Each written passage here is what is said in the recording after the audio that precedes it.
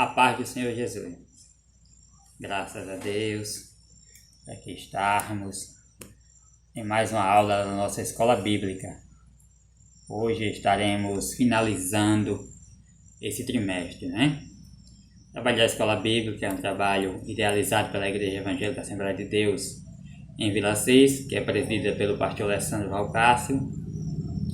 Esse trabalho é realizado pelo DENEC, Departamento de Ensino da nossa igreja, na pessoa da irmã Genilda e da irmã Yolanda. Ao longo desse trimestre, nós estudamos sobre o verdadeiro pentecostalismo, a atualidade da doutrina bíblica sobre a atuação do Espírito Santo. Então, ao longo desses 3 meses, nós falamos sobre este importantíssimo tema para a Igreja do Senhor. Vimos lições maravilhosas a esse respeito, né? Começamos estudando a pessoa do Espírito Santo. Quem é o Espírito Santo, né? Nesse assunto surgem muitas heresias com relação à pessoa do Espírito Santo. Também vimos a atuação do Espírito Santo no plano da redenção, o batismo no Espírito Santo, a atualidade dos dons espirituais, fruto do Espírito, a santificação, não é? Então a gente vai vendo ao longo, né? A gente viu ao longo desse trimestre que ser cheio do Espírito Santo, que é a atuação do Espírito Santo, não dá apenas dom, poder à igreja, né? Mas trabalha em todas as áreas da igreja, né? Capacitando a igreja para o serviço e também capacitando cada crente para servir ao Senhor com integridade. Falamos sobre o culto cristão, né? O culto pentecostal. Também falamos da relação dos pentecostais com a palavra de Deus, fervor espiritual. Anunciamos também em uma das aulas desse trimestre que Jesus ainda cura. E nas 3 últimas aulas falamos sobre o evangelismo, o discipulado, e hoje finalizaremos com a lição número 13, voltados os olhos para a bendita esperança. Então hoje nós vamos falar sobre a volta de Cristo. O textuário dessa lição nos diz: aguardando a bem-aventurada esperança e o aparecimento da glória do grande Deus e nosso Senhor Jesus Cristo. Tito 2:13. Verdade prática nos diz: a nossa esperança não se baseia em utopia e nem em imaginação humana, mas em fatos revelados na palavra de Deus e confirmados pela história. Leitura bíblica em classe, você também pode ler após assistir essa aula. Está em Atos, capítulo 6, capítulo 1, melhor dizendo, do versículo 6 ao versículo 11. Aqueles, pois, que se haviam reunido, perguntaram-lhe, dizendo: Senhor, restaurarás tu neste tempo o reino a Israel? E disse-lhes: não vos pertence saber os tempos ou as estações que o Pai estabeleceu pelo seu próprio poder, mas recebereis a virtude do Espírito Santo, que há de vir sobre vós, e ser-me-eis testemunhas, tanto em Jerusalém, como em toda a Judéia e Samaria, e até os confins da terra. E quando dizia isto, vendo eles, foi elevado às alturas, e uma nuvem o recebeu, ocultando-o a seus olhos. E estando com os olhos fitos no céu, enquanto ele subia, eis que junto dele se puseram 2 varões vestidos de branco, os quais lhe disseram: varões galileus, por que estáis olhando para o céu? Esse Jesus que dentre vós foi recebido em cima no céu, há de vir assim como para o céu o vistes ir. Eu quero fazer uma oração juntamente com você, irmão e irmã que me assiste nesse momento. Ore comigo em nome de Jesus. Senhor nosso Deus, nosso Pai, nós te damos graças, Deus, por essa oportunidade que o Senhor está nos dando de nós estudarmos mais uma vez a Tua Palavra, Senhor. Abençoa o Teu servo, a Tua serva, meu Deus, que está em casa agora, Senhor, e assiste essa videoaula. Pai querido, que o Senhor venha abrir o seu entendimento, Deus, para que eles possam compreender a Tua Palavra. E quanto a mim, Senhor, que tenho essa grande responsabilidade, tem misericórdia de mim, Senhor, me dá a Tua graça, Deus, para anunciar a Tua Palavra, Deus. Assim te pedimos, em nome de Jesus. Amém. Então, graças a Deus, né, meus queridos? Hoje nós falaremos sobre a vinda de Jesus, essa gloriosa esperança que a igreja tem, né? A expressão bendita esperança refere-se à segunda vinda de Cristo, que é a esperança da igreja desde que Jesus voltou para o céu. Então, esta é a maior esperança da igreja, né? É a volta de Jesus para nos buscar, para levar-nos, para habitar para todo sempre com Ele, né? A presente lição pretende esclarecer quão breve será esse evento, para que cada um mantenha a vigilância e a fidelidade. Então, nossos objetivos de hoje serão os seguintes, né? Primeiro, mostrar que a vinda de Jesus será breve. Segundo, vamos falar sobre a vigilância. E terceiro, sobre a fidelidade, não é? Tópico 1. Breve o Senhor virá. A vinda de Cristo está no subtópico 1, e é uma verdade ensinada pela Bíblia. A Bíblia faz questão em mostrar em diversas passagens que a vinda de Jesus é real, irá acontecer. Louvado seja o nome do Senhor. Os escritores bíblicos, né, principalmente no Novo Testamento, dão muita atenção a esse tema. Isso nós vemos capítulos inteiros, passagens bíblicas inteiras, para nos ensinar que a vinda de Jesus é algo real, que Ele mesmo prometeu vir para buscar o seu povo. Quanto a esta vinda, todas as ramificações do cristianismo, segundo a nossa lição, acredita que irá realmente acontecer. A diferença está na maneira com que cada doutrina ela é apresentada nas suas denominações, né? Então, existe pelo menos 3 correntes teológicas a respeito da vinda de Cristo. A primeira é o pré-tribulacionista, os pré-tribulacionistas, né? Mid-tribulacionistas e pós-tribulacionistas. O que isso quer dizer? Pré-tribulacionista significa dizer que a vinda de Cristo para arrebatar a sua igreja se dará antes da grande tribulação. Já os mid-tribulacionistas ensinam que durante o período da grande tribulação, Jesus virá e levará a sua igreja para habitar com ele. Já os pós-tribulacionistas acreditam que depois do período da grande tribulação é que Jesus voltará para levar para si a sua igreja. Então, se eu perguntar para você, qual é a nossa crença? Em qual dessas correntes a Igreja Evangélica Assembleia de Deus acredita e ensina? Creio que você deve saber que é a pré-tribulacionista. Isso mesmo, nós cremos que antes da grande tribulação, Jesus virá buscar a sua igreja, né? Irá nos levar, não permitirá que nós, a Igreja de Cristo, passemos por esta grande tribulação, né? Então nós cremos que na doutrina pré-tribulacionista. Subtópico 2 fala que a vinda de Cristo é uma promessa dele mesmo, né? Ou seja, Cristo prometeu vir nos buscar. Olha o que diz em João, capítulo 4, capítulo 14, versículo do 1 ao 3. Não se turbe o vosso coração. Crede em Deus, crede também em mim.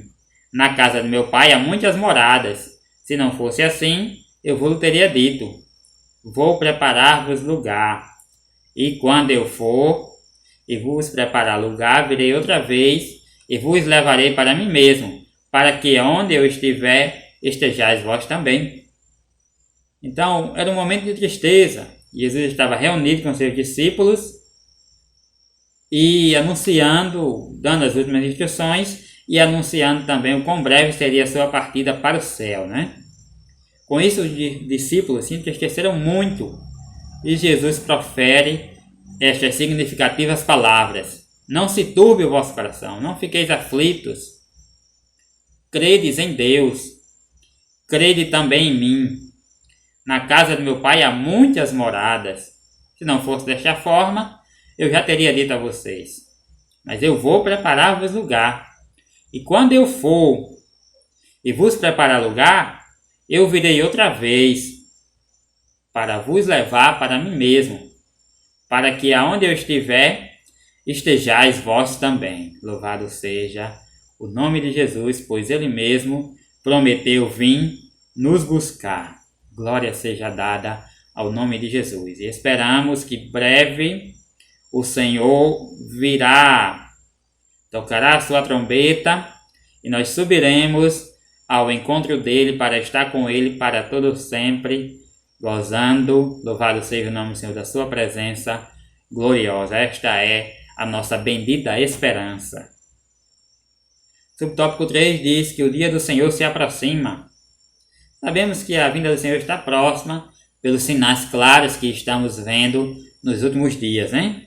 Não vou trazer muitos detalhes a respeito de sinais, mas podemos destacar alguma classe de sinais, alguns tipos de sinais, né? Por exemplo, sinais na política, sinais na natureza, sinais na vida religiosa.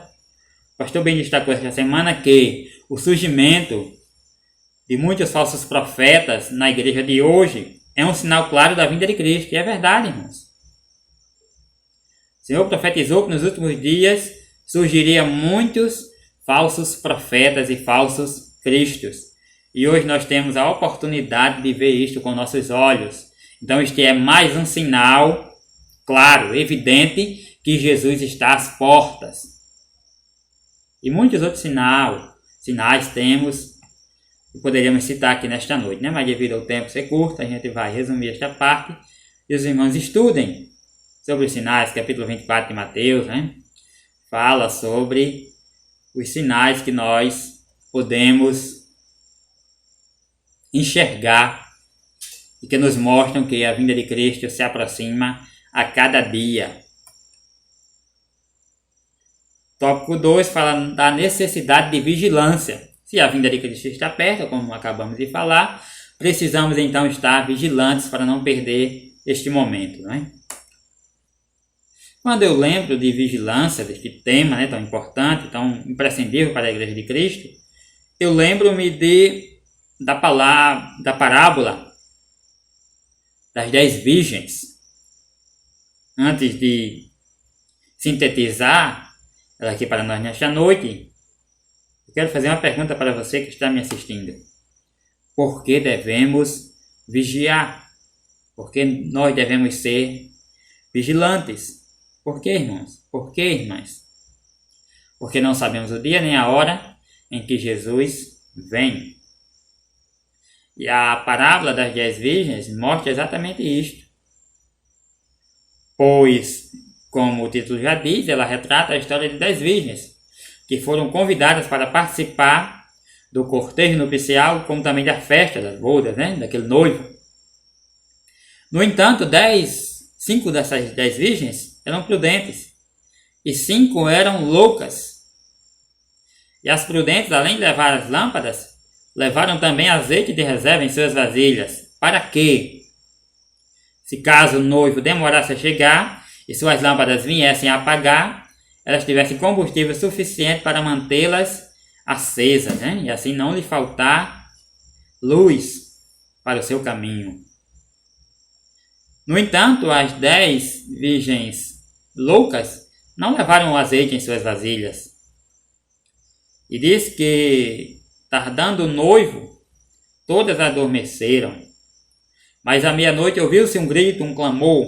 Aí vem o noivo, saí-lhe ao encontro. E quando as 5 virgens loucas perceberam, suas lâmpadas estavam apagando, não tinham condições naquele momento de seguir aquele cortejo nupcial. Tiveram a rápida ideia de pedir azeite emprestado para as outras 5 virgens, o que lhe foi negado. E desta forma, as 5 virgens prudentes entraram com o noivo na festa. E as virgens loucas foram comprar azeite para poder então entrar naquela festa. No entanto, quando elas chegam e batem a porta para entrar, o noivo sai ao encontro delas e respondem que não as conhece. Louvado seja o nome de Jesus. perderam a oportunidade, perderam aquele grande momento de participar daquela grande festa. Eu fico a imaginar como não ficaram os seus corações naquele momento. Há uns dias atrás estávamos, eu e minha esposa, assistindo uma reportagem que falava sobre jovens que perdem o Enem e mostrando o grande desespero que é de um jovem, ele perder um ano inteiro de estudo por não poder participar, por chegar atrasado ali da hora do Enem, né? E a reportagem mostrou um exemplo de uma jovem que atrasou-se alguns minutos devido a uma confusão no portão de entrada. Ela perdeu, devido a alguns minutos de atraso, ela perdeu a oportunidade de entrar e fazer o Enem naquele ano. E ela se desesperou-se, tentou forçar a entrada, foi barrada. E quando teve a consciência de que não poderia mais entrar naquele ano, ela simplesmente desmaiou devido àquela consciência. Louvado seja o nome do Senhor.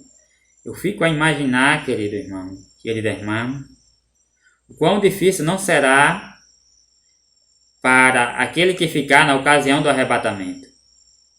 Em perceber que perdeu todo o seu tempo servindo a Cristo, né? E não pôde participar desta festa.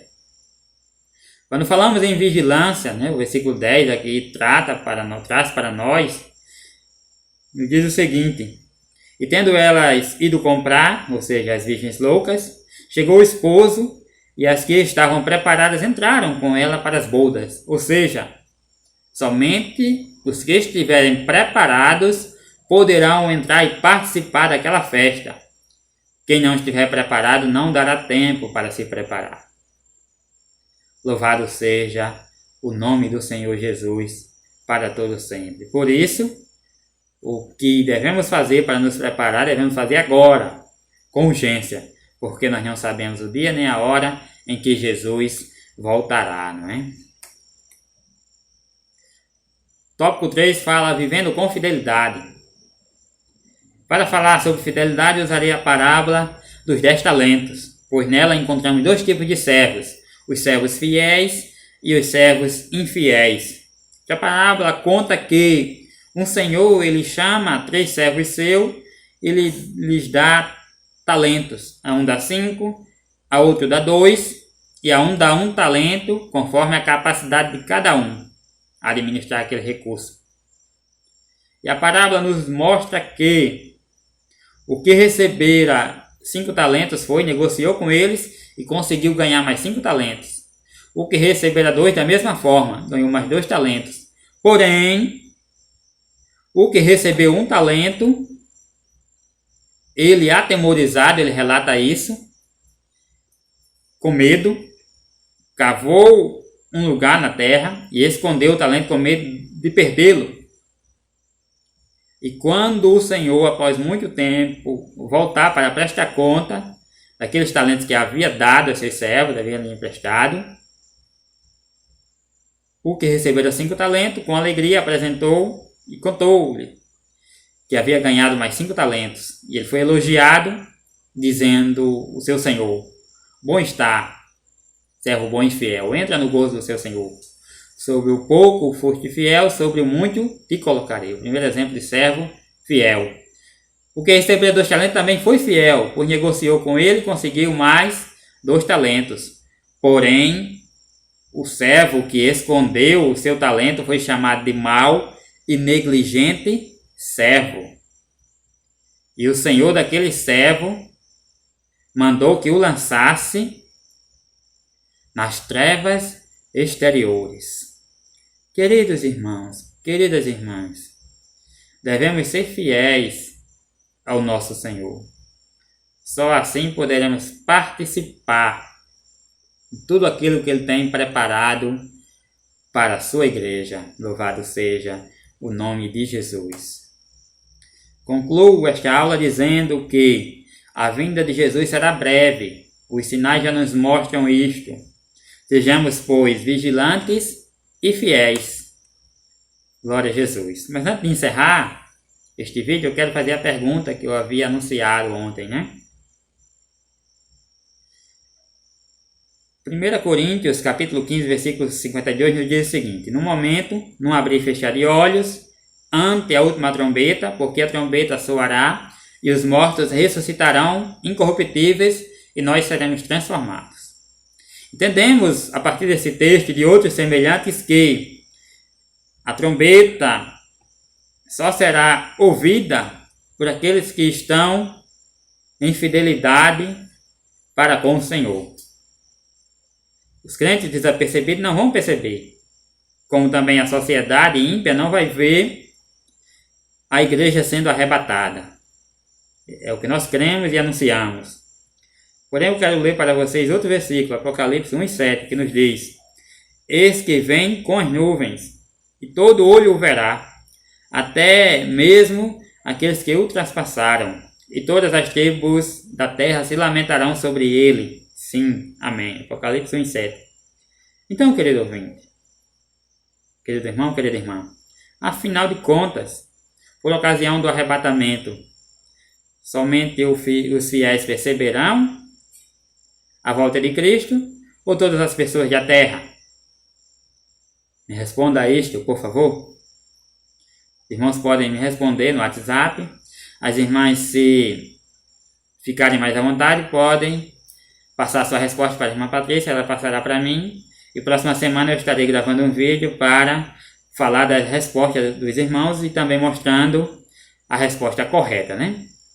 Louvado seja o nome de Jesus. Deus continue abençoando você e a sua família. Em nome do Senhor Jesus. A paz do Senhor e muito obrigado pela sua audiência.